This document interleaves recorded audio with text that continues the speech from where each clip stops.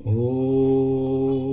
अज्ञानतिमिरान्धस्य ज्ञानाञ्जनशलाकया चक्षुरुन्मीलितं येन तस्मै श्रीगुरवे नमः। श्रीचैतन्यमनोभीष्टं स्थापितं येन भूतले स्वयं रूपकदा मह्यं ददाति स्वपदान्तिकं। वन्देऽहं श्रीगुरुं श्रीयुतपदकमलं श्रीगुरुन् वैष्णवांश्च श्रीरूपं साग्रजातं सहगण रघुनाथान्वितं तं सजीवं साद्वैतं सावधूतं परिजनसहितं कृष्णचैतन्यदेवं श्रीराधाकृष्णपादान् सहगण ललिता श्रीविशाखान्वितांश्च। हे कृष्ण करुणा सिन्धो दीनबन्धो जगत्पते गोपेश गोपिकान्त राधाकान्त नमोऽस्तुते। तप्तकाञ्चन गौराङ्गी राधे वृन्दावनेश्वरी वृषभानुसुते देवी प्रणमामि हरिप्रिये। वाञ्छाकल्पतरुभ्यश्च कृपासिन्धुभ्य एव च पतितानां पावनेभ्यो वैष्णवेभ्यो नमो नमः। अनन्तकोटिवैष्णववृन्द की जय। नमः ओं विष्णुपादाय कृष्णप्रेष्ठाय भूतले श्रीमते जयपताका स्वामिन् इति नामिने। नमो आचार्यपादाय निताय कृपाप्रदायने गौरकथाधामदाय नगरग्रामतारिणे। नमः ओं विष्णुपादाय कृष्णप्रेष्ठाय भूतले श्रीमते भक्तिवेदान्त स्वामिन् इति नामिने। नमस्ते सारस्वते देवे गौरवाणी प्रचारिणे निर्विशेषशून्यवादी पाश्चात्यदेशतारिणे। जय श्री कृष्ण चैतन्य प्रभु नित्यानंद श्री अद्वैत गदाधर श्रीवासादि गौर भक्तवृंद।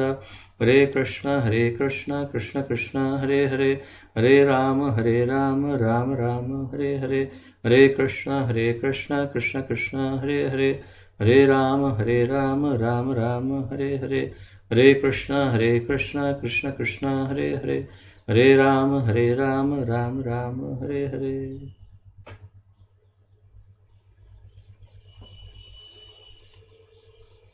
आप सबका बहुत स्वागत है आज के इस कार्यक्रम में, जिसके अंतर्गत जैसा आप जानते हैं हमारे इस्कॉन के संस्थापक आचार्य पतित पावन अभय चरणारविंद भक्तिवेदांत स्वामी श्रील प्रभुपाद जी द्वारा श्री चैतन्य चरितामृत से भगवान श्री चैतन्य महाप्रभु का शिक्षामृत का संकलित ये ग्रंथ हम अध्ययन कर रहे हैं सम्मिलित रूप से। और इसमें हम 7वें अध्याय तक पहुंच गए हैं। 6ठे अध्याय का अध्ययन हमने परसों किया था और जैसा कि आपको स्मरण होगा एक फ्लो चार्ट बना करके हमने उसका अध्ययन प्रयास किया था, परंतु ये इतना गहन है और इतना ज़्यादा विस्तृत है कि इसको ये कह पाना कि हमने जो फ्लो चार्ट बनाया और उसमें जो हमने जिस तरह उसको रखा और सीखे वो परफेक्ट है, ये कह पाना थोड़ा कठिन है। और उसकी कठिनाई आज के 7वें अध्याय में स्पष्ट हो जाएगी। 7वां अध्याय अध्ययन करते करते हम समझ जाएंगे कि ये कितना अधिक कॉम्प्लिकेटेड है, क्योंकि जो कल हम समझे थे परसों वो सब अब उसकी परीक्षा हो जाएगी। इस प्रकार ये अध्ययन है। तो जो भी है आइए प्रारंभ करते हैं। जितना भी जिस प्रकार का भी अध्ययन हम कर पाते हैं वो प्रयास करते हैं। और मैं साथ में ये भी कहना अवश्य चाहूँगा, आज भी आप सबको भी और आगे भी जो कोई भी ये वीडियो देखेंगे रिकॉर्डेड वीडियोस, तो कि मैं ऐसा कोई दावा या क्लेम नहीं कर रहा हूँ कि जो चार्ट्स बना करके जिस प्रकार मैं समझा रहा हूँ वो एकदम परफेक्ट हो, ये मैं कोई दावा नहीं कर रहा, क्योंकि मैं खुद ये साक्षात्कार किया मैंने आज स्टडी करते समय कि कई बार ऐसा लगता है कि मैं बिल्कुल स्पष्ट समझ गया और फिर दूसरी घड़ी लगता है कि ओ ये तो बिल्कुल गलत समझा मैं। तो ये बहुत कुछ कॉम्प्लिकेटेड है, परंतु जैसी यथामति मैं इसको प्रस्तुत करने का प्रयास कर रहा हूँ, जैसी मेरी अल्प बुद्धि है और चैत्य गुरु जैसे ज्ञान प्रदान करते हैं हृदय से, वैसे मैं आपको आपके सामने प्रस्तुति कर रहा हूँ। तो अगर कोई दोष हो तो मुझे क्षमा करिएगा। आइए प्रारंभ करते हैं 7वां अध्याय, जिसका शीर्षक है असंख्य भगवद रूप। असंख्य भगवद रूप। तो हमने छठे अध्याय में भगवान के बहुत सारे अवतारों के बारे में, विस्तारों के बारे में, उनके अनेक रूपों के बारे में देखा था, और उसी का एक प्रकार से ये कंटिन्यूएशन, अर्थात उसी चर्चा को महाप्रभु जारी रख रहे हैं, परंतु प्रभुपाद जी ने इसे एक अलग अध्याय के रूप में यहाँ वर्णित किया है। वास्तव में वही है, सनातन शिक्षा ही चल रही है और श्री सनातन गोस्वामी को महाप्रभु भगवान के ही रूपों के बारे में बता रहे हैं, और प्रभुपाद जी ने हमारी अनुकूलता के लिए इसका एक अध्याय अलग बनाया हुआ है, 7वां।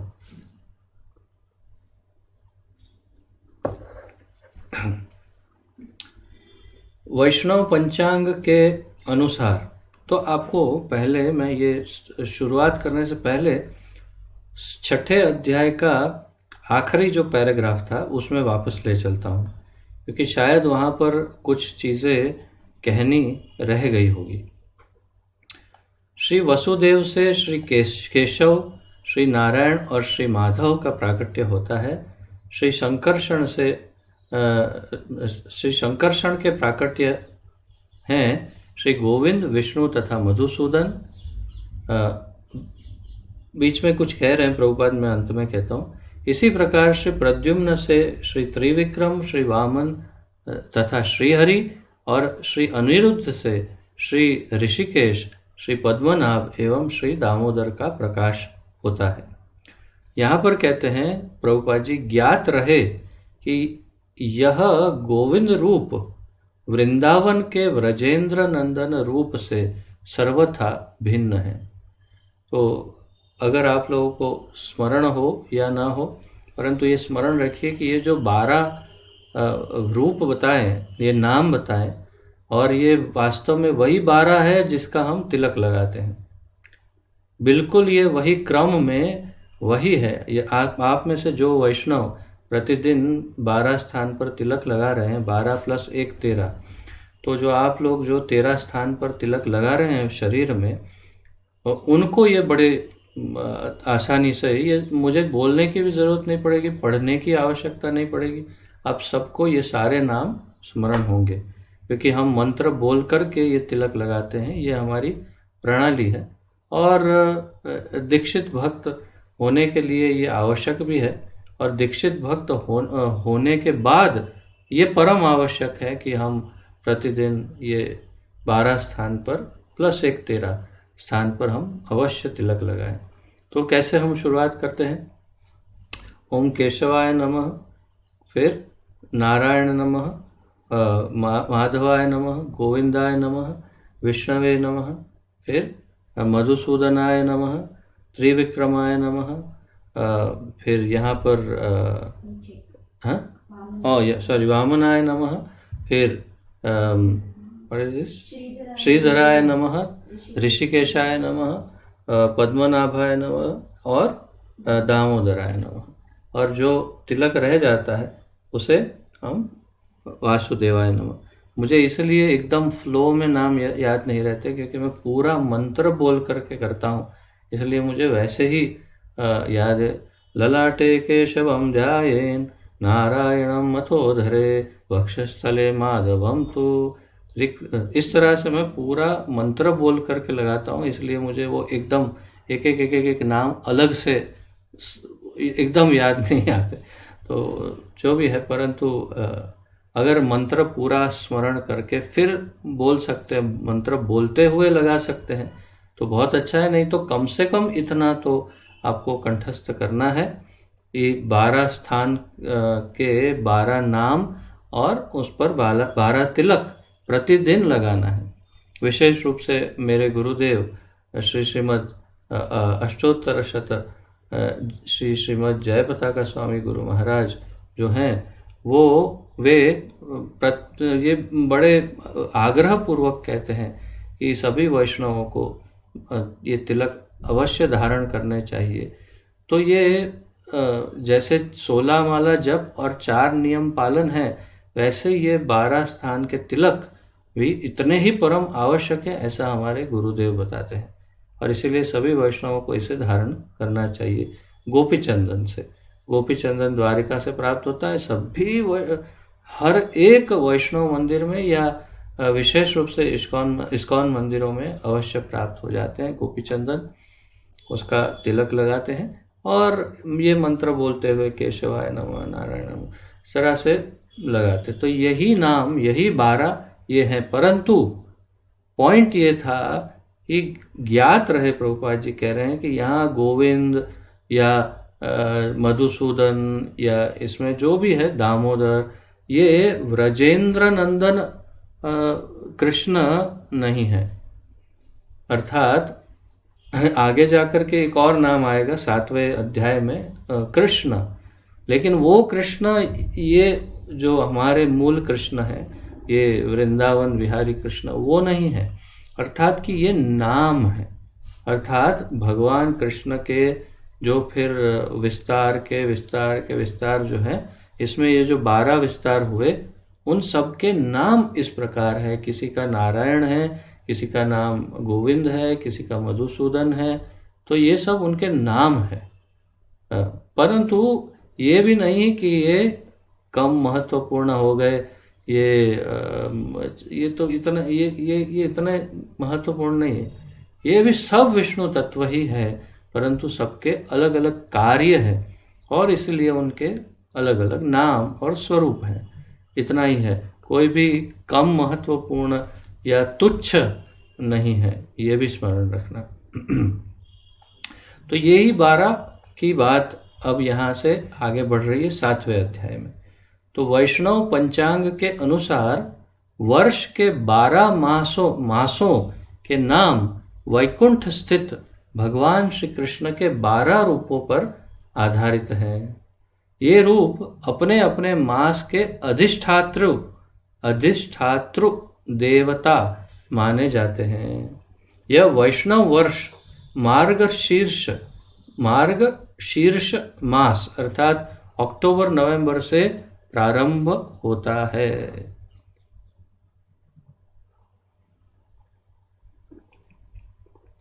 शेष नवंबर को वैष्णव केशव कहते हैं।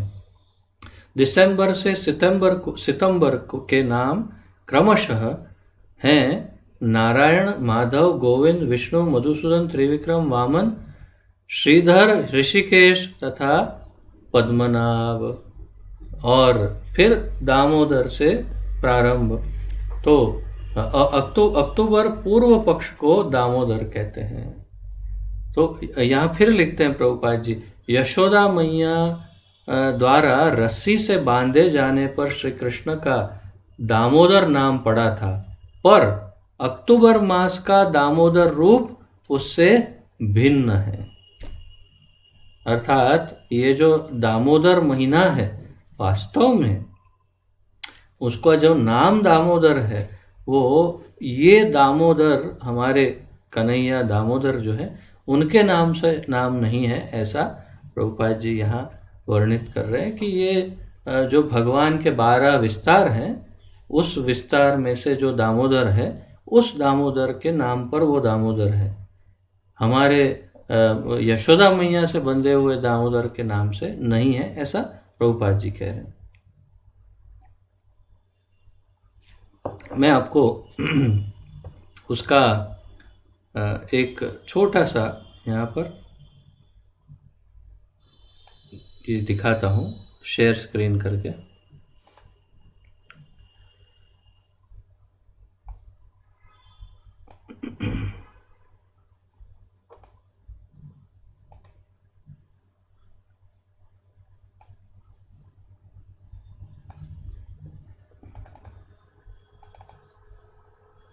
आप देख सकते हैं सब? ठीक है। यहाँ पर देखिए, महीना जैसे मार्च से अप्रैल, उसका सामान्य भारतीय नाम चैत्र महीना, और इसके जो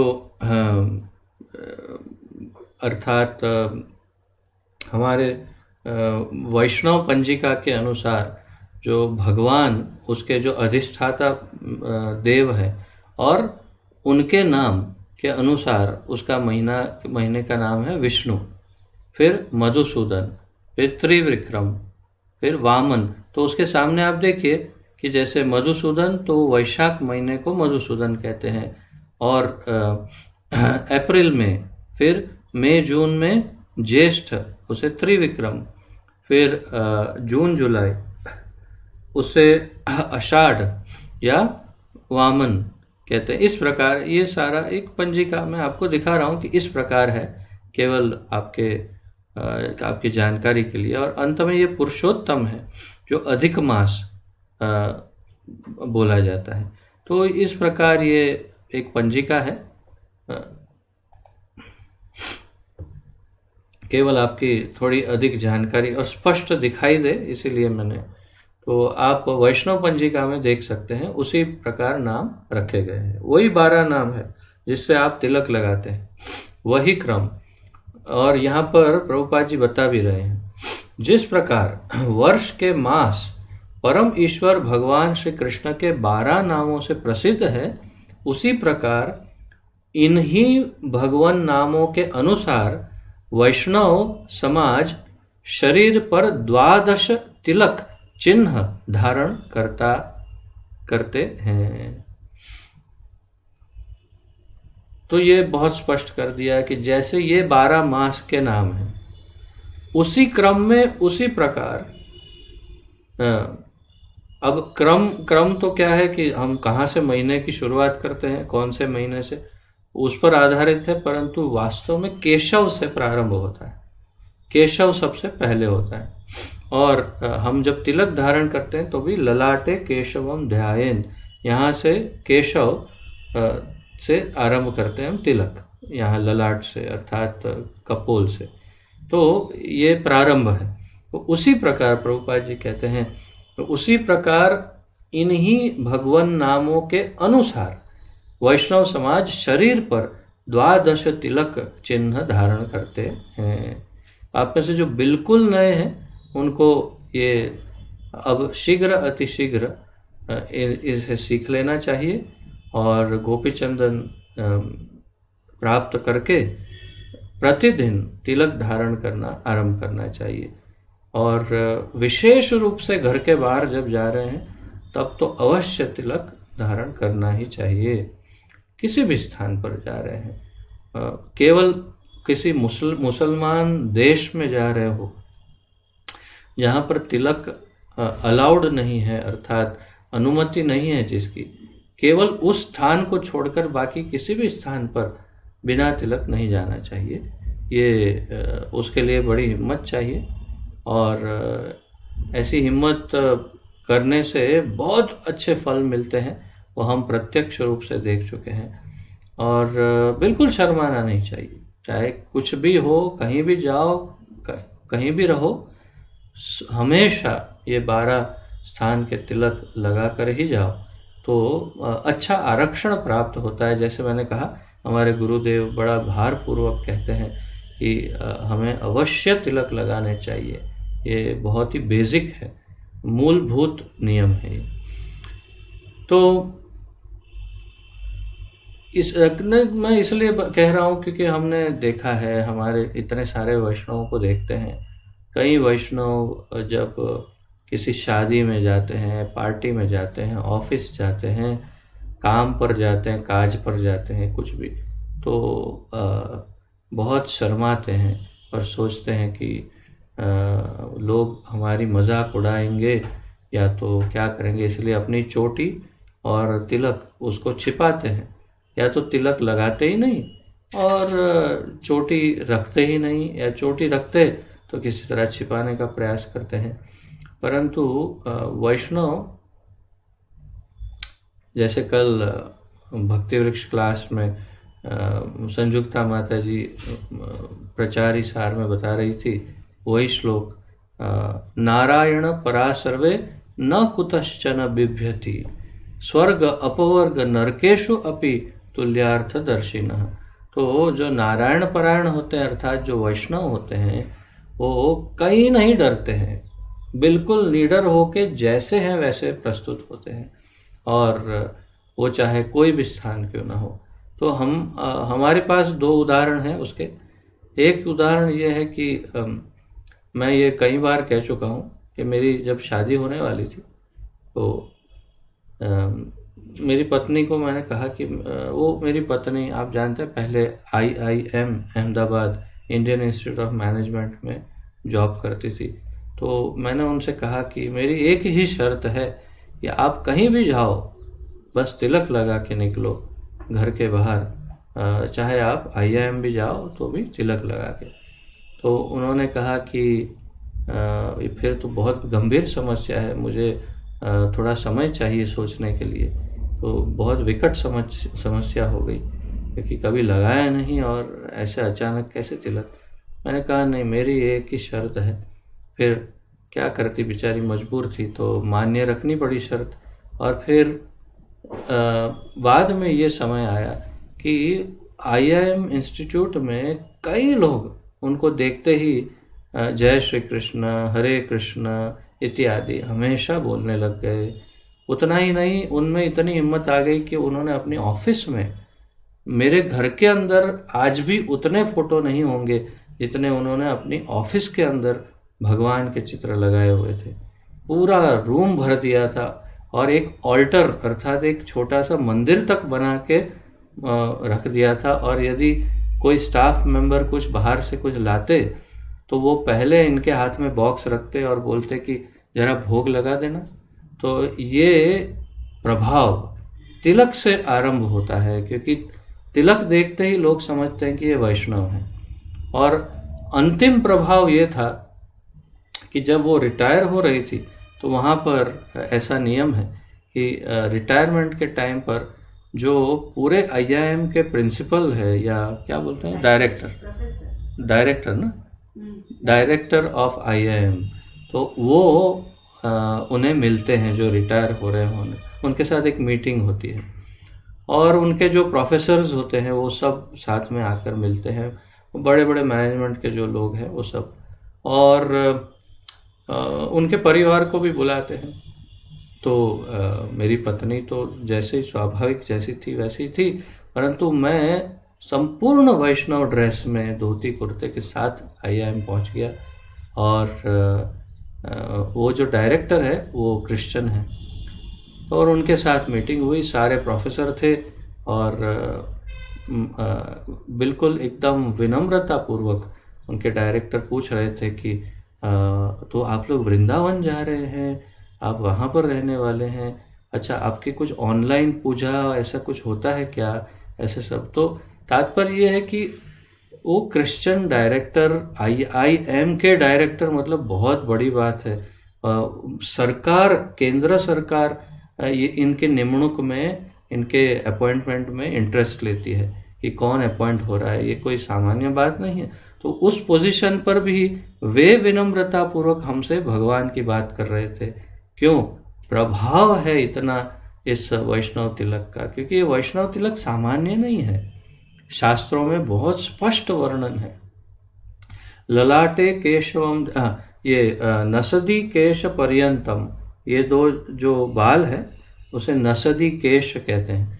तो नसदी केश पर्यंतम ऊर्ध्व पुंदरम सुशोभनम, जो ऊपर की तरफ पुंदरम तिलक, ऊर्ध्व पुंदरम सुशोभनम, मध्य छिद्र समायुक्तम, तो ये बीच में जो गैप है उसे छिद्र कहते हैं। तो मध्य छिद्र समायुक्तम तद विद्यद हरि मंदिरम, तो ये सामान्य नहीं है, ये हरि मंदिर है जहाँ स्वयं भगवान ठाकुर जी निवास करते हैं। अन्य एक श्लोक है जो श्लोक मुझे स्मरण नहीं, परंतु उसमें एक साइड पे ब्रह्मा जी निवास करते हैं, एक साइड पे शिव जी, और मध्य में नारायण निवास करते हैं इस तिलक में, ऐसा उसमें वर्णन है। अन्य जगह पर वर्णन है कि ये दो ठाकुर जी के चरण हैं और ये उनके नीचे जो है ये तुलसी उनके चरणों पर अर्पित की हुई है। तो ऐसे कई मान्यताएं, कैसे मान्यता नहीं बल्कि शास्त्रों में ये सब प्रमाण है और ये श्लोक है। तो ये सामान्य नहीं तिलक, और तिलक को हमेशा 12 स्थान पर नित्य कम से कम प्रतिदिन एक बार तो अवश्य लगा ही लेना चाहिए, और बाहर जाते समय तो विशेष रूप से। तो बिल्कुल हिचकिचाना नहीं चाहिए, शर्माना नहीं चाहिए, बहुत अच्छा प्रभाव पड़ता है। मुझे आज भी स्मरण है, जो मैं दुबई में था तो वहाँ तो हम लगा नहीं सकते थे, वहाँ पानी का तिलक लगाते थे, तिलक लगाते थे परंतु पानी का, अर्थात सामने वाले को दिखे नहीं पर तिलक धारण हो जाए। और जब मैं इंडिया आया तो पहले ही दिन से तिलक लगाना आरंभ कर दिया। फिर राजकोट गए थे किसी कार्य से, वहाँ पर हमारे इस्कॉन मंदिर में गए, वहाँ पर महाविष्णु गोस्वामी महाराज उस समय थे। तो उन्होंने देखा, देखते ही समझ गए कि ये तो अभी बिल्कुल नया नया जुड़ा है एकदम, और मेरी वेशभूषा से ही समझ गए थे।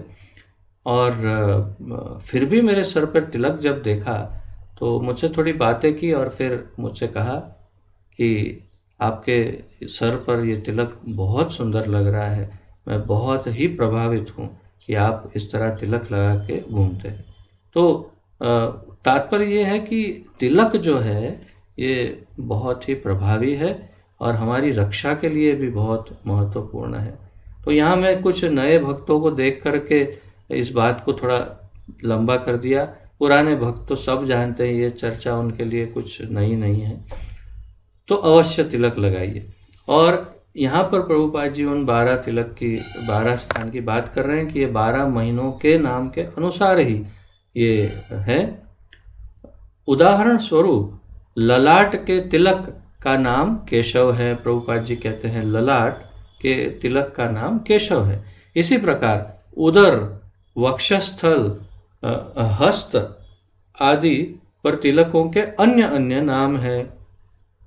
ये नाम मासों के नाम पर हैं। तो ये जो 12 मास है, महीने, उन्हीं के नाम पर ये 12 तिलक भी है। तो बहुत आसान रहेगा याद रखना, क्योंकि जब तिलक के नाम याद रह जाएंगे तो मास के नाम अपने आप याद रह जाएंगे, उसमें कुछ विशेष प्रयत्न नहीं करना पड़ेगा। तो ये तो बहुत सरल सरल बातें मैंने की अब तक। बहुत मज़ा आया होगा, आपको भी आनंद आया, मुझे भी आनंद आया, लेकिन अब मैं भी डर रहा हूँ अब जो आगे की बात है। क्योंकि जैसे मैंने शुरुआत में बताया, कल परसों जो हमने चर्चा की उसको अब ये और गहरा देगा। आज की ये जो चर्चा होगी वो, मैंने चार्ट बनाने का प्रयत्न भी किया, लेकिन समय देखा तो मुझे लगता था कि कल हो जाएगी, आज तो रात निकल जाएगी। उतना समय लगेगा अगर मैं ये सारी चीज़ें डिटेल्स चार्ट में लिखूंगा तो। इतनी डिटेल्स आज है, इसलिए मैंने हाथ जोड़ लिए कि भाई आप लोगों को जितनी नोट्स लिखनी है लिखिए। मुझे अगर समय मिलेगा तो बाद में चार्ट बनाने का प्रयत्न करूंगा, परंतु अभी तो आप केवल सुनते जाइए और जितना आवश्यक हो लिखिए। सब कुछ नहीं लिखेंगे तो भी चलेगा। तो भगवत चतुर्व्यूह, प्रभुपाद जी कहते हैं श्री वासुदेव, श्री संकर्षण, श्री प्रद्युम्न तथा श्री अनिरुद्ध से 8 विलास मूर्ति प्रकट होती है। तो कल हमने वो चार्ट जो देखा था परसों, उसी चार्ट को फिर से एक बार रिफ़र कर सकते हैं अगर आवश्यक लगे तो। उसमें भी मुझे थोड़ा सा कॉम्प्लिकेशन, थोड़ा डाउट है, क्योंकि उसमें जो प्राभव और वैभव, फिर विलास इत्यादि जो इसके जो विभाजन है, ये वर्णन में या मेरी ही समझ में कमज़ोरी होगी। मैं अवश्य ही मैं ही नहीं समझ पा रहा हूँगा ठीक से, परंतु मुझे कन्फ्यूजन हुआ और ऐसा भी लगा कुछ बार, कहीं एक बार कि शायद मैंने चार्ट बनाने में कहीं गलती तो नहीं की, तो हो भी सकता है कि मैंने चार्ट बनाने में गलती की हो, परंतु मैं प्रयास करूंगा इसे फिर से एक बार गहरा अध्ययन करके। आप लोग भी करिएगा। वो चार्ट तो मैंने भेजा ही है, उसको देखते हुए व्हाट्सएप पर आप फिर से ये पढ़िएगा और देखिएगा, कुछ आपको गलती लगती है तो ढूंढिएगा। ये आपके सामने ये एक चार्ट मैंने लगभग 2008 या 9 में बनाया था, और ये चार्ट मैंने किसमें से बनाया था देखिएगा आप। इसमें काफ़ी चीज़ सब अंग्रेजी में लिखा है, और इसमें यही है तद एकात्म रूप, विलास, स्वाम स्वरूप इत्यादि, प्राभव, वैभव, ये सब है। और जो आज की चर्चा है वो सब इसमें है, जो मैंने हिंदी चार्ट में नहीं बनाया। ये चार्ट मैंने किसमें से बनाया था वो भी मुझे अब स्मरण नहीं है। ये आपके केवल एक्स्ट्रा जानकारी के लिए, ये हमारी शादी का कार्ड है। तो 2008 में हमारी जो शादी का कार्ड है उसके पीछे ही मैंने इसे बनाया था। क्या पढ़ते हुए बनाया था, पर मैंने संभाल के रखा है। अब मुझे ये स्मरण नहीं, परंतु इसमें बहुत ज़्यादा डिटेल कुछ है जो यहाँ पर दिखाई नहीं दे रही, और इसलिए मुझे संशोधन करना पड़ेगा। लेकिन अभी आप केवल सुनिए। तो ये 4 चतुर्व्यूह जो है वो श्री वासुदेव, श्री संकर्षण, प्रद्युम्न और अनिरुद्ध से 8 विलास मूर्ति प्रकट होती है। उनके नाम है श्री पुरुषोत्तम, श्री अच्युत, श्री नरसिंह, श्री जनार्दन, श्री हरि, श्री कृष्ण, श्री अधोक्षज तथा श्री उपेंद्र। इनमें क्षमा करें, इनमें श्री अधोक्षज तथा श्री संकर्षण के रूप है, क्षमा करें, एक लाइन 19, श्री अधोक्षज तथा श्री पुरुषोत्तम श्री वासुदेव के विलास हैं। तो चतुर्व्यूह में वासुदेव के नीचे है अधोक्षज और पुरुषोत्तम। इसी भांति श्री उपेंद्र तथा श्री अच्युत श्री संकर्षण के रूप हैं। तो संकर्षण के नीचे उपेंद्र और अच्युत।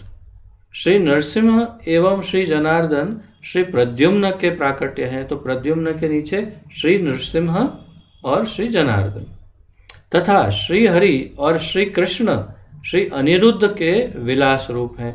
तो अनिरुद्ध के नीचे श्री हरि और श्री कृष्ण। और प्रभुपाद जी बिल्कुल यहाँ तुरंत ही स्पष्ट कर रहे हैं, ब्रैकेट में लिखते हैं, ये कृष्ण आदि पुरुष श्री कृष्ण से भिन्न है।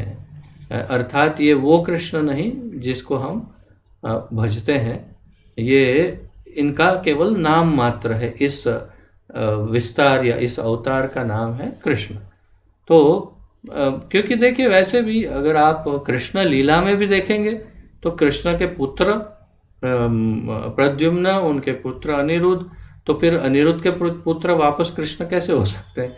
तो मतलब ये, और वैसे भी ये चतुर्व्यूह है, वो उनके पुत्र नहीं है। ये चतुर्व्यूह जो है वो उनका विस्तार है, और उनके विस्तार में से अनिरुद्ध में से और जो 2 विलास रूप विस्तार होते हैं वो है श्री हरि और श्री कृष्ण, केवल उनके नाम हैं।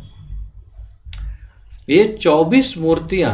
अब यहाँ पर प्रभुपाद, मैं इसलिए कंफ्यूज हो गया, मैंने शुरुआत तो कर दी थी ये चार्ट बनाने की, लेकिन प्रभुपाद जी ने अचानक यहाँ कहा ये 24 मूर्तियां।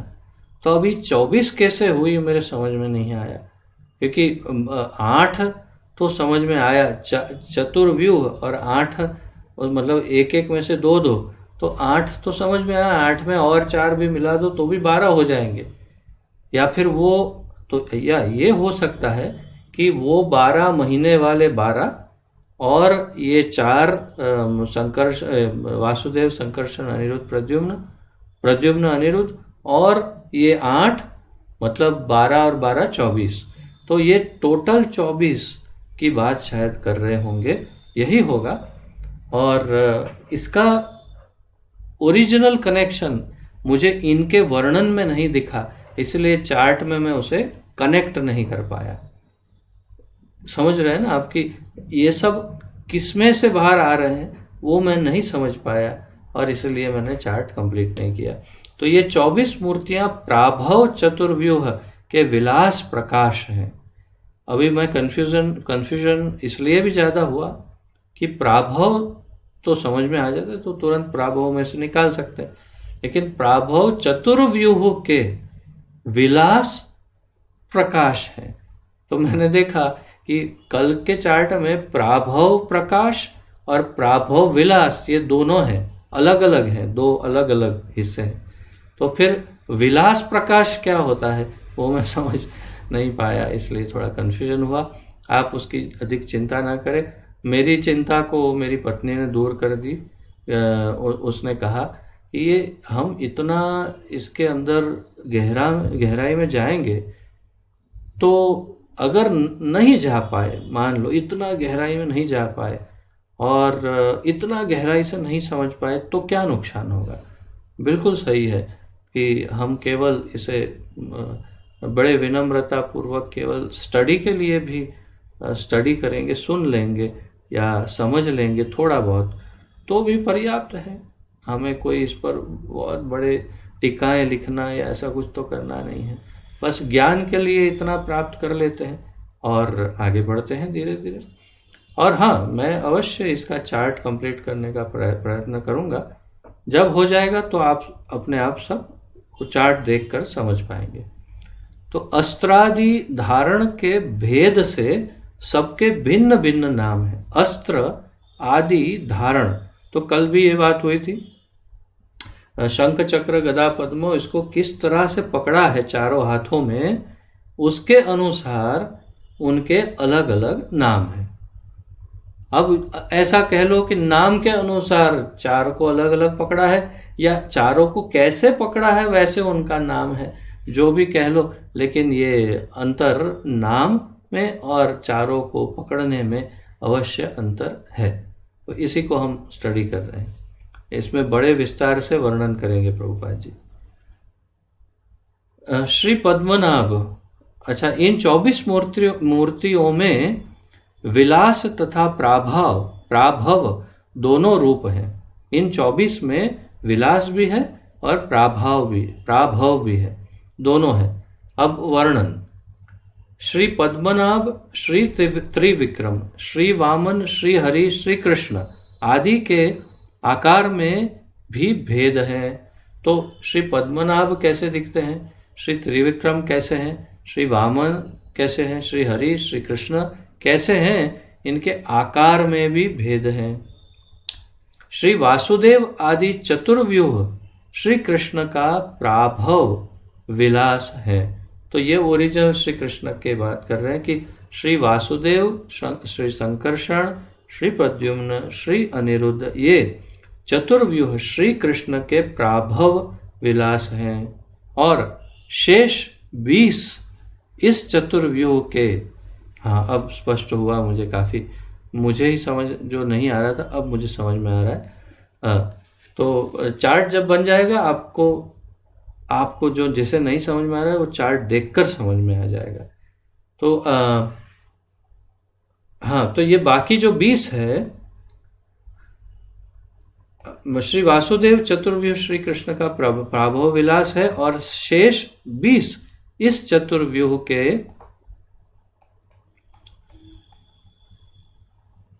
विलास हैं, इस चतुर्व्यूह के विलास हैं। ठीक है, तो कृष्ण से संकर्षण, प्रद्युम्न, मतलब मैंने जो यहाँ बनाया है अंग्रेजी चार्ट में वो उचित है, ये ठीक है। तो कृष्ण से संकर्षण, वासुदेव, संकर्षण, प्रद्युम्न, अनिरुद्ध, और उनके विलास में ये 20 जिनके अलग अलग हमने नाम बताए। इन सबके परव्योम में 8 दिशाओं में पृथक पृथक वैकुंठ हैं। इन सब के 24 के परव्योम में, चिद आकाश या वैकुंठ जगत में 8 दिशाओं में, 8 दिशा कौन सी है उसकी चर्चा हमने ब्रह्म संहिता में की थी। पूर्व, पश्चिम, उत्तर, दक्षिण, और फिर पूर्व, दक्षिण या उत्तर पश्चिम, इस तरह मेरा कहने का मतलब है जो दो दिशाओं के बीच में है वो 4, और मुख्य 4, ऐसे 8 दिशा। तो 8 दिशाओं में पृथक पृथक अलग अलग वैकुंठ ये सब के हैं, अर्थात ये जितने भी नाम बताएं उन सब के अपने अपने वैकुंठ लोक हैं। ये सब नित्य परव्योम में स्थित हैं, नित्य हमेशा उनका स्थान है। पर कुछ संसार में भी प्रकाशित होते हैं। इनमें से ये सब तो वैकुंठ में है, परंतु इनमें से कुछ इस भौतिक संसार में भी प्रकाशित होते हैं। ये ज़्यादा इंटरेस्टिंग है। परव्योम में वैकुंठ में नारायण प्रभुत्व वाले सब लोग शाश्वत हैं, जिसमें नारायण मुख्य है वो सब, अर्थात वैकुंठ में नारायण ही मुख्य है, स्वाभाविक है, तो वो सब शाश्वत हैं, कभी नाश नहीं होते। परव्योम का सर्वोपरि लोक है कृष्ण लोक। उसमें यह भी चर्चा हम ब्रह्म संहिता में कर चुके हैं, आप सब अच्छे से जानते हैं कि परव्योम का सर्वोच्च लोक जो है वो है कृष्ण लोक। कृष्ण लोक त्रिविध विभक्त है।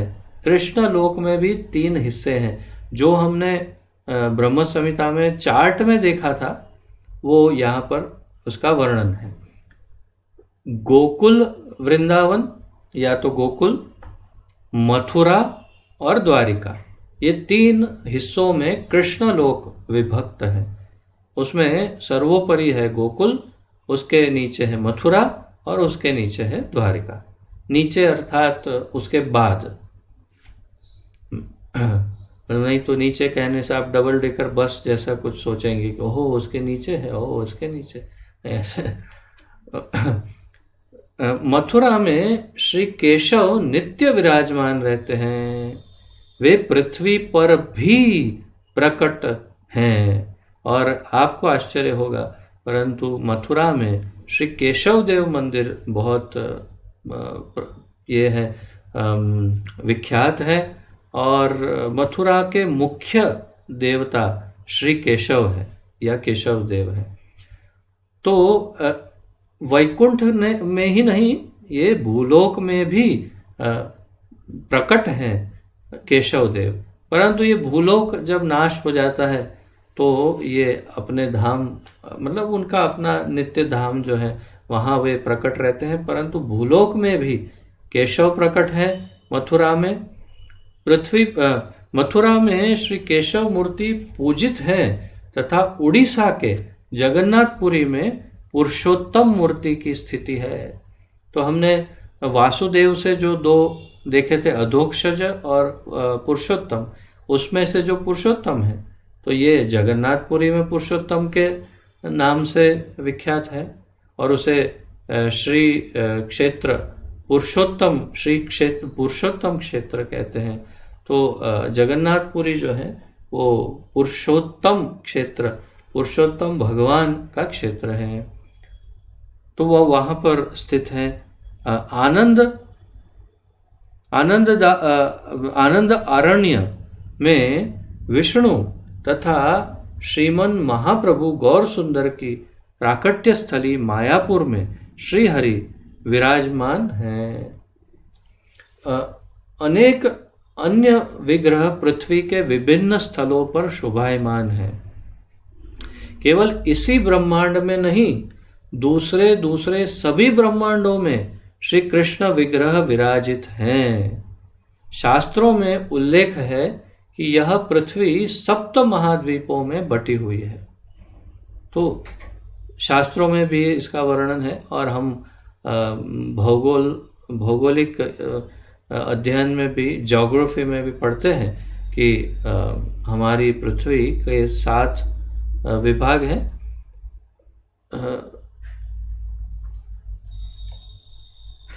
द्वीप में एक जैसी मूर्तियां हैं, पर कली काल के कारण, यहाँ लिखा है द्वीप में एक जैसी मूर्तियां हैं, पर कली काल के कारण इस समय उनके प्रत्यक्ष दर्शन केवल भारत में ही हैं।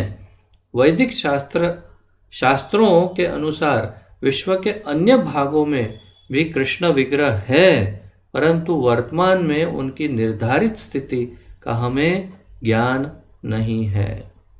तो इसका अर्थ बहुत स्पष्ट है कि केवल भारत में ही नहीं, हर एक देश में, हर एक भूखंड में, हर एक द्वीप में, हर जगह पर एक मुख्य श्री विग्रह भगवान का कम से कम स्थित है, जो अभी प्रच्छन्न होगा, छुपा हुआ होगा कलयुग के कारण, जिसे हम नहीं जानते, जिसके बारे में।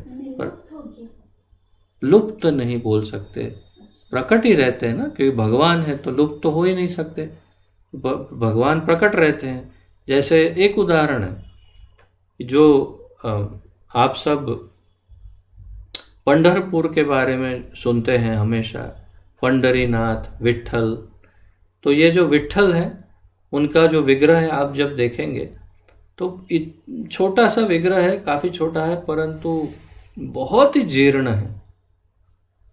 पूरे विग्रह के ऊपर आपको छेद और खड्डे नजर आएंगे, बहुत पूरे ऐसी जीर्ण दशा में कभी कोई विग्रह देखे नहीं होंगे आपने।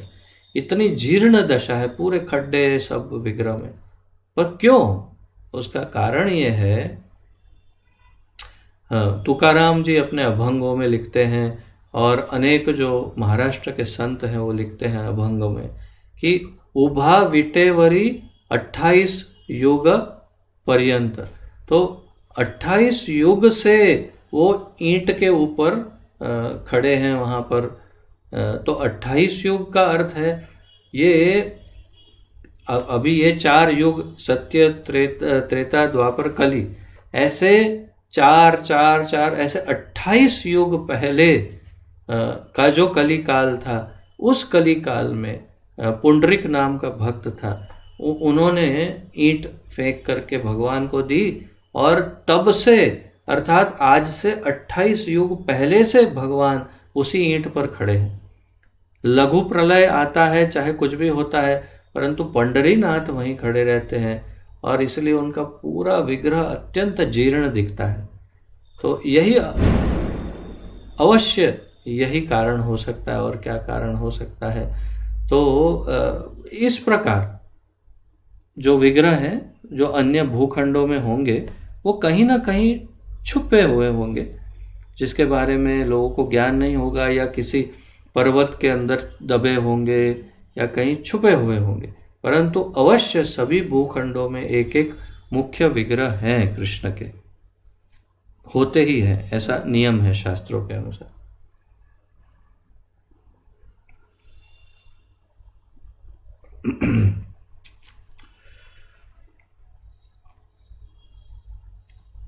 विश्व के सब देशों में भक्त हैं, कालांतर में उन्हें अपने स्वरूप का विस्मरण मात्र हो गया है।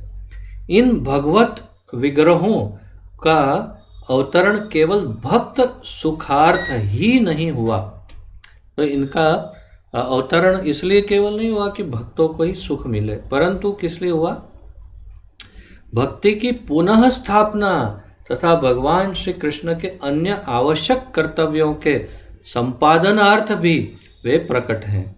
अर्थात कि वे वहां पर बैठे बैठे कुछ ना कुछ कार्य भी कर रहे हैं।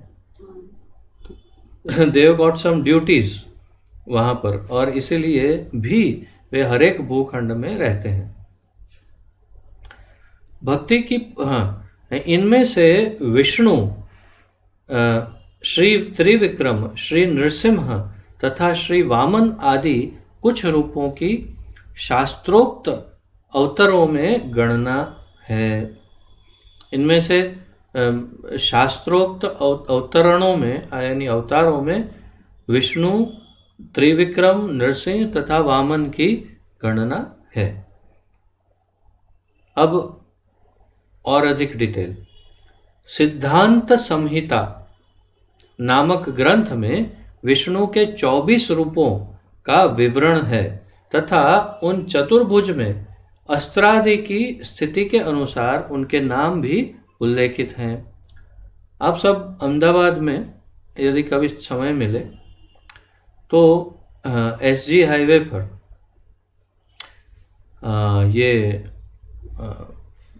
वेंकटेश मंदिर अर्थात तिरुपति बालाजी मंदिर है, वहाँ पर कभी दर्शन करने जाएं तो वहाँ देखिएगा कि जो मुख्य मंदिर है उसकी जब परिक्रमा लगाएंगे तो नीचे आपको परिक्रमा के साइड में आपको वहाँ पर चतुर्भुज रूप में शंख चक्र गदा पद्म ये धारण किए हुए अलग अलग अलग विग्रहों की छोटी छोटी मूर्तियाँ दिखेगी और उन सब पर ये नाम लिखे हैं जो 24 यहाँ बताए, ये सारे नाम लिखे हैं। आप परिक्रमा करते करते वो देख सकते हैं। तो ये सब का दर्शन उसके आजू बाजू में उन लोगों ने अंकित किया हुआ है, तो आप कभी वहाँ जाएं तो दर्शन कर सकते हैं। तो यहाँ पर वो 24 की बात कर रहे हैं कि सिद्धांत संहिता में ये 24 का अपने आयुधों के अनुसार उनके सब नाम वगैरह। तो विष्णु मूर्ति के हाथों में अस्त्र आदि की स्थिति का वर्णन करते समय क्रमशः निचले दाहिने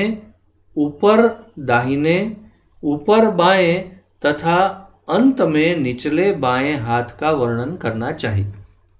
अब आप एक कार्य कर सकते हैं, अपनी नोट में चतुर्भुज ड्रॉ करिए, 4 भुजा एक शरीर जैसे, मतलब एक गोल, और उसमें से 4 भुजा निकालिए, 1 2 3 4, 2 ऊपर 2 नीचे, और फिर उसमें मैं जैसे लिखवाता हूँ वैसे लिखिए कि कैसे क्रम की गिनती होती है।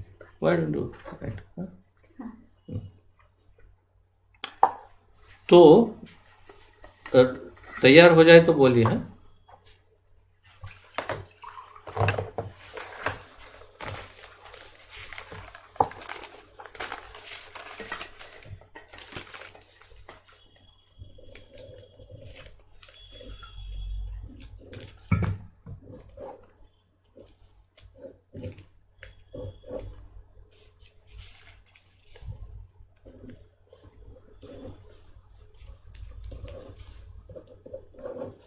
हैं इस प्रकार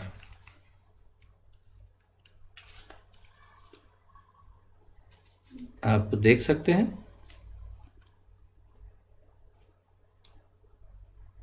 सब देख पा रहे हैं ना?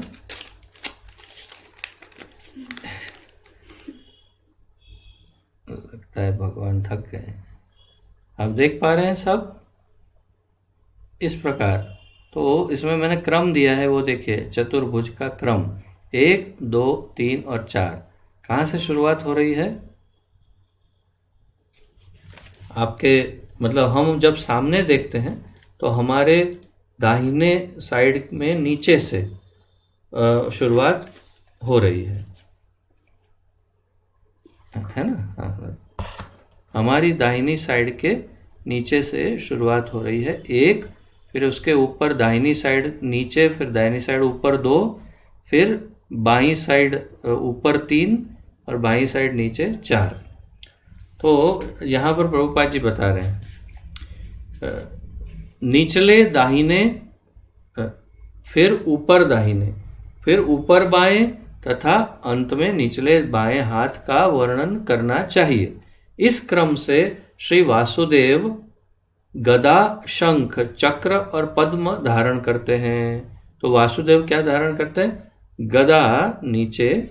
तो यहाँ पर अगर देखेंगे इस डायग्राम में तो ये 1 है, यहाँ गदा, फिर शंख, तो 2 में शंख यहाँ पर, फिर चक्र, तो 3 कहाँ गया? 3, हाँ 3 यहाँ चक्र, और पद्म, तो यहाँ चौथे में यहाँ पर पद्म अर्थात कमल। तो ये इस प्रकार वासुदेव धारण करते हैं। श्री प्रद्युम्न चक्र शंख गदा तथा पद्म धारण करते हैं। चक्र शंख गदा पद्म ये कौन? शंकर नहीं, प्रद्युम्न इस तरह धारण करते हैं। इसमें तो शंकरशन इज इट? सो मैं वासुदेव फिर शंकरशन फिर प्रद्युम्न। सो यहाँ पर वास्तव में संकर्षण लिखा ही नहीं है। So this is a mistake. Hindi में संकर्षण को मिस ही कर दिया है इन लोगों ने। So what is the sequence in Pradyumna? Pradyumna का है disc, conch shell, club and lotus flower. हाँ, तो बिल्कुल सही लिखा है यहाँ पर, अर्थात संकर्षण का मिस कर दिया है इसमें। संकर्षण का है club, conch shell, lotus flower नहीं है। तो ठीक है, कोई बात नहीं, इसमें हिंदी में बेचारे भूल गए तो कोई बात नहीं। जो हाँ नहीं, चार ही होगा ना, जब चतुर्व्यूह है तो। सो ठीक है। एनीवे, अब ये सब इतना लिखने जाएंगे तो बहुत लंबा हो जाएगा, क्योंकि अभी तो 24 का लिखवाना है, तो इतना ऐसे कैसे लिखेंगे।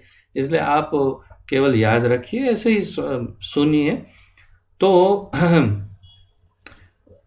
श्री अनिरुद्ध चक्र, गदा, शंख और पद्म धारण करते हैं। और जैसे लीलामृता ने कहा, संकर्षण किस प्रकार धारण करते हैं? गदा, शंख, पद्म और चक्र धारण करते हैं। परव्योम में नारायण की निम्नलिखित 20 मूर्तियां हैं। श्री केशव, अब एक एक का लिखा है, सिर्फ सुनना है आपको, बिल्कुल लिखना नहीं है, नहीं तो हम रात तक यही करते रहेंगे। श्री केशव पद्म, शंख, चक्र, गदा। श्री नारायण शंख, पद्म, गदा, चक्र। श्री माधव गदा, चक्र, शंख, पद्म। श्री गोविंद, हाँ पेज तो बदलू ना मैं, फिर स्पीड मेरी थोड़ी कम हो ही जाएगी ना। चक्र, गदा, पद्म, शंख। श्री विष्णु मूर्ति गदा, पद्म, शंख, चक्र। श्री मधुसूदन चक्र, शंख, पद्म, गदा। श्री त्रिविक्रम पद्म, गदा, शंख, चक्र। पद्म, गदा, चक्र, शंख। अब मैं रुका इसलिए हूं कि द्वारिकाधीश, जैसे जगन्नाथपुरी में जगन्नाथ जी को पुरुषोत्तम कहते हैं, पुरुषोत्तम क्षेत्र। जैसे उसे पूर्व हमने किसकी बात की थी?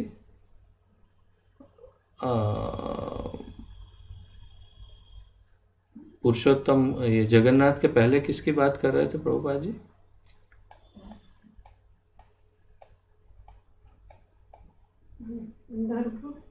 नहीं, वो तो मैं कह रहा था। अच्छा, जो भी हो, चलो।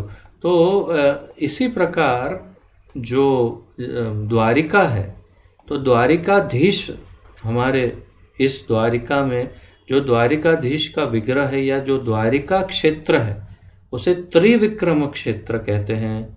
ये यहाँ लिखा नहीं है, मैं आपको एक्स्ट्रा बता रहा हूँ जानकारी। तो द्वारिका को त्रिविक्रम क्षेत्र कहते हैं। और वहाँ जो श्री विग्रह है द्वारिका में, और जो डाकोर में जो विग्रह है, दोनों एक ही है विग्रह है, तो दोनों विग्रह त्रिविक्रम स्वरूप में ही है। और जैसा यहाँ त्रिविक्रम का गिनती है वो ये बताया है, उसी क्रम में आप गूगल पर देख लीजिएगा, या आपके घर में हो द्वारकाधीश या रणछोड़ राय का फोटो, उसमें देखिएगा, तो उसमें इसी क्रम से उन्होंने आयुध को पकड़ा है। मैंने तुरंत वेरीफाई कर लिया इंटरनेट पर जाकर, और यहाँ जो मेंशन किया है वैसा ही है। तो श्री त्रिविक्रम का है पद्म, गदा, चक्र और शंख। और इसीलिए हमारे द्वारकाधीश जो है वो भी ऐसे ही पद्म, फिर गदा, फिर चक्र और फिर शंख ऐसे धारण करते हैं, जो मैंने देखा जिस प्रकार। श्री वामन शंख, चक्र, गदा, पद्म। श्री श्रीधर पद्म, चक्र, गदा, शंख। श्री ऋषिकेश गदा, चक्र, पद्म, शंख। श्री पद्मनाभ शंख, पद्म, चक्र, गदा। श्री दामोदर पद्म, चक्र, गदा, शंख। श्री पुरुषोत्तम चक्र, पद्म, शंख, गदा। श्री अच्युत गदा, पद्म, चक्र, शंख। श्री नरसिंह चक्र, पद्म, गदा, शंख। ये भी वही नरसिंह मतलब नरसिंह देव नहीं है, ये उनका नाम है, श्री नरसिंह है, जो चतुर्भुज नारायण है। श्री जनार्दन पद्म, चक्र, शंख, गदा। श्री हरि शंख, चक्र, पद्म, गदा। श्री कृष्ण शंख, गदा, पद्म, चक्र। स्वाभाविक है ये कृष्ण हमारे नहीं, क्योंकि ये चतुर्भुज है, हमारे तो द्विभुज है। श्री अधोक्षज पद्म गदा शंख चक्र तथा श्री उपेंद्र शंख गदा चक्र और पद्म। तो सिर्फ ये सुनने के लिए था। और अगर आप अत्यंत कुशाग्र बुद्धि, तीव्र बुद्धि है तो स्मरण करना चाहो तो कर लो। हयशीर्ष पंचरात्र, हयशीर्ष पंचरात्र नामक शास्त्र है, उसके अनुसार केवल 16 स्वरूप हैं तथा चक्र एवं गदा की स्थिति के अनुसार उनमें नाम भेद हैं, परंतु अंतिम निर्णय सबका यही है कि श्री कृष्ण आदि पुरुष स्वयं भगवान हैं। व्रजेंद्र नंदन स्वरूप से वे लीला पुरुषोत्तम श्री वृंदावन में नित्य विराजमान हैं। हयशीर्ष पंचरात्र में यह भी उल्लेख है कि मथुरापुरी तथा द्वारकापुरी की 9 स्वरूप रक्षा करते हैं। एक पुरी की रक्षा श्री वासुदेव, श्री संकर्षण, श्री प्रद्युम्न और श्री अनिरुद्ध करते हैं, जबकि श्री नारायण, श्री नरसिंह, श्री हयग्रीव, श्री वराह और श्री ब्रह्मा दूसरी पुरी के रक्षक हैं। तो ब्रह्मा ये वो ब्रह्मा नहीं है ब्रह्मदेव, ये श्री ब्रह्मा एक स्वरूप है। ये सब भगवान श्री कृष्ण के विभिन्न प्रकाश तथा विलास स्वरूप हैं। बहुत ज्यादा कॉम्प्लिकेटेड है ना। श्री गौर सुंदर महाप्रभु ने श्री सनातन को यह भी बताया कि स्वयं रूप के भी 2 भेद हैं। तो अब आप वो पुराना चार्ट जो मैंने भेजा था उसमें देखेंगे स्वयं रूप अर्थात श्री कृष्ण स्वयं सबसे ऊपर, उसमें से और 2 हिस्से निकालने होंगे। जो नया चार्ट में बनाऊंगा, अपडेट करूंगा तो उसमें ये सब डाल दूंगा। तो उसमें और 2 भेद हैं, संकर्षण आदि पुरुष अवतार तथा मत्स्य आदि लीला अवतार। पुरुष अवतार 3 हैं, श्री कारणोदक्षाय विष्णु, गर्भोदक्षाय विष्णु तथा क्षीरोदक्षाय विष्णु। लीला अवतार की श्रेणी में मत्स्य, कूर्म आदि हैं। अब आप ऐसा करें, नोट्स अगर लिखनी है तो एक नया बड़ा पेज लेकर के उसमें 6 लिखिए, नंबर 1 2 3 4 5 6, और 6 के बीच में थोड़ी थोड़ी जगह छोड़ देना। यानी पेज की शुरुआत में 1 आए और पेज के अंत में थोड़ा लिखने की जो गैप है उतनी गैप छोड़ करके आपका 6 आ जाए। और मैं लिखवा रहा हूं, पहले में लिखना है पुरुष अवतार, दूसरे में लिखना है लीला अवतार, पहला पुरुष अवतार, दूसरा लीला अवतार, तीसरा गुण अवतार, चौथा मनवंतर अवतार, 5वां युग अवतार और 6ठा शक्ति आवेश अवतार। मैंने इसलिए गैप छुड़वाई क्योंकि इसमें जो जो आगे वर्णन आएगा वो सब उसमें हम ऐड करते जाएंगे। ये जैसे मैंने ये कार्ड आपको दिखाया वो वर्षों पुराना, ऐसे ही सेम ऐसे दूसरे कार्ड में मैंने ये सब भी नोट्स पहले बनाई थी, अब वो भी होगा कहीं पर। तो उसमें ये मैंने कई जगहों से ढूंढ के कितने अवतार कौन से नाम हैं वो सब डेटा उसमें लिखा था। अगर मिलेगा तो फिर मैं उसको व्हाट्सएप में शेयर कर दूंगा। तो उसमें कई अन्य जगहों से भी नाम सब इसमें डाले थे कि ये उस अवतार की कैटेगरी में है, ये इसमें है।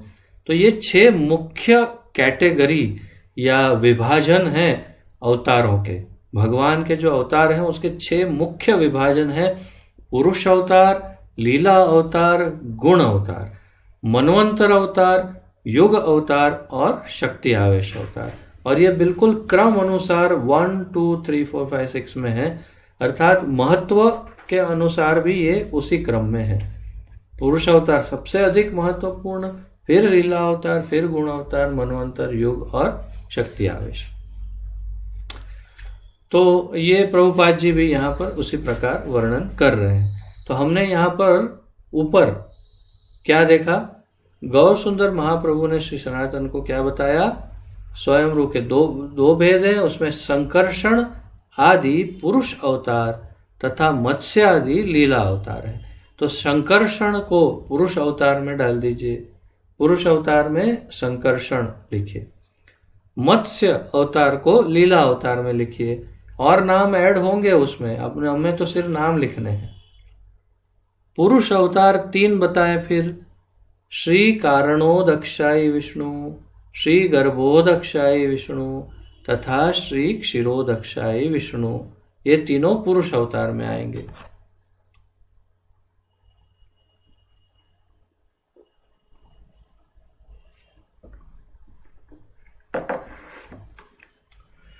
और लीला अवतार में मत्स्य तो लिखा, कूर्म आदि, तो कूर्म अवतार ये भी लीला अवतार में आएगा।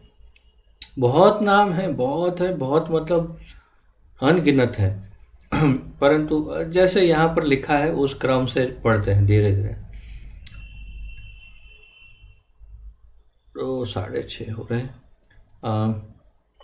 कितना है, चलो थोड़ा स्पीड में प्रयास करता हूँ जितना जल्दी हो सकता है। भगवान श्री कृष्ण के 6 विलास विग्रहों में उनकी आयु के अनुसार बाल एवं पौगंड 2 भेद है। ये अब अलग ही चर्चा कर रहे हैं। भगवान श्री कृष्ण के 6 विलास विग्रहों में, अर्थात कृष्ण के 6 विलास विग्रह हैं। उन 6 विलास विग्रहों में उनकी आयु के अनुसार बाल एवं पौगंड 2 भेद हैं। बाल अर्थात बालक या पौगंड अर्थात किशोर अवस्था या पुरुष मतलब थोड़ा बड़ा, बालक से हटकर जो है वो पौगंड अवस्था, उसमें ये 2 मुख्य भेद हैं इसके। और इसमें व्रजेंद्र नंदन नामक अपने स्वयं रूप में श्री कृष्ण बाल्यकाल की दोनों अवस्थाओं का आस्वादन करते हैं, बाल और पौगंड। तो ब्रजेंद्र नंदन नामक अपना जो स्वयं रूप है, तो आपको यदि कल वाला चार्ट याद हो तो स्वयं रूप में से सीधा एक हिस्सा निकाला था और वो है ब्रजेंद्र नंदन। और वो क्या कौन सा है, जो श्री वृंदावन या श्री गोलोक वृंदावन में या गोकुल वृंदावन में जो निवास करते हैं, जो स्वयं रूप है अर्थात मूल कृष्ण है, वो ये दोनों अवस्थाओं का आनंद व्रज में वृंदावन में लेते हैं। कौन सी दोनों, बाल्यकाल की भी और पौगंड की, अर्थात बाल्यकाल और पौगंड दोनों का आस्वादन करते हैं। वस्तुतः भगवान श्री कृष्ण के प्रकाश तथा अवतार अनंत एवं असंख्य हैं। श्री गौर सुंदर महाप्रभु ने श्री सनातन को इनमें से कुछ का विवरण सुनाया, जिससे उन्हें भगवान के प्रकाश तथा रसास्वादन का किंचित आभास हो जाए। तो हमें भी किंचित आभास हो चुका है ये सब सुनकर। श्रीमद् भागवत 1:3-26 में कहा गया है कि सागर की लहरों के समान परम ईश्वर भगवान श्री कृष्ण के अवतारों की कोई संख्या नहीं है। श्रीमद् भागवत 1:3-26 में कहा गया है, सागर की जैसे लहरें हैं, कभी नहीं गिन सकते, उसी प्रकार ईश्वर परम ईश्वर भगवान श्री कृष्ण के अवतारों की कोई संख्या नहीं है, वे असंख्य हैं। बस मुझे लगता है अगर आगे बढ़ा तो 7:30-8 बजा दूंगा मैं। इससे अच्छा है आज यहाँ पर विराम लेकर के इसी चैप्टर का बाकी का हिस्सा कर लेंगे। और तब तक अगर मुझे समय मिल गया तो अवश्य मैं प्रयास करूँगा, कैसे भी समय निकालूंगा।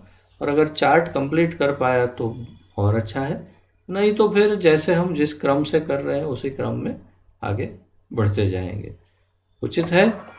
तो किसी का कोई आज के इस चर्चा में कोई प्रश्न हो तो प्रस्तुत कर सकते हैं, अन्यथा हम गुरु महाराज के लिए एक जप करेंगे माला का। बोलिए माता जी।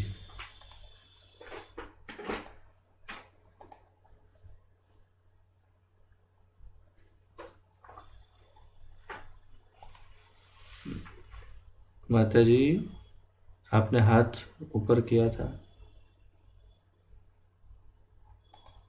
हरे कृष्णा। अमृतमयी माता जी लगता है चली गई, उनको कुछ कार्य, तो उन्होंने हाथ रेस किया था। तो ठीक है, किसी का कोई प्रश्न है तो पूछिए, अन्यथा फिर विराम लेते हैं।